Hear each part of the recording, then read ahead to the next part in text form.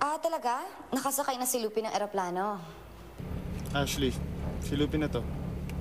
So, paano? Pauwi ka na? Antayin na kita para sabay na tayo kumain, ha? Oo.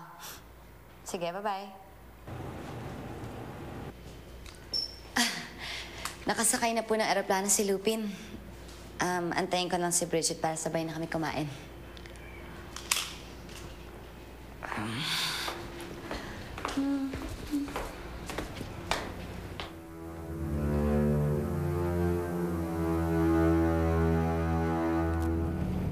Labo.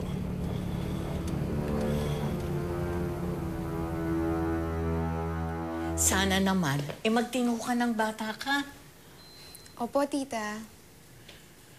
Sige, magpahinga ka na, ha?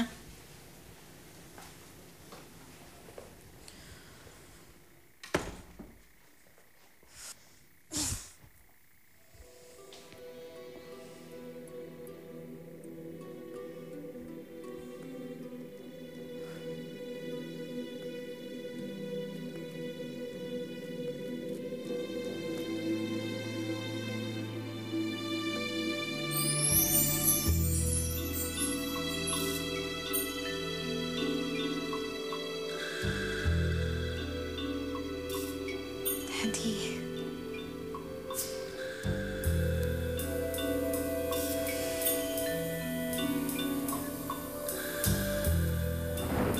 Sige.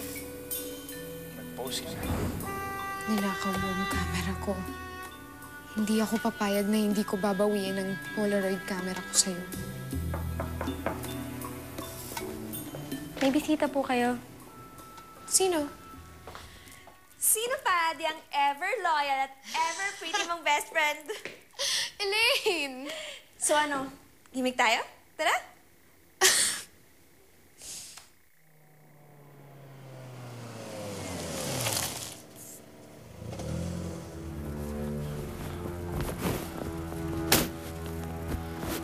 Tay! Tay! Tay! Oh, ang ginagawa mo rito? Sabi sa akin lumipad ka na. Tay, may kinalaman ka ba sa pagkamatay niya ng Mascardo?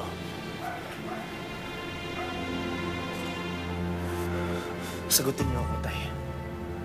Kayo ba nagpapatay kay Mascardo? Hindi pwede. Pero Tita Nel, it's Saturday night. Ang baduy naman kung hindi ka magigimik. I said no. But why? We're young, sexy, and beautiful. Sayang naman kung hindi kami makikita ng mundo, Tita. Hindi mo ba alam kung anong ginawa nitong alaga ko? Nagwala sa airport. No. Nakakahiya. Kung sino-sino ang tinawagan ko para wag lang siyang makulong. Kaya grounded siya for 1 week. Pero Tita Nel... Wag mo akong Tita Nel, ha? Kahit gawin mo pang sosyal ang pangalan ko, hindi ko papayagang umalis yang si Avril.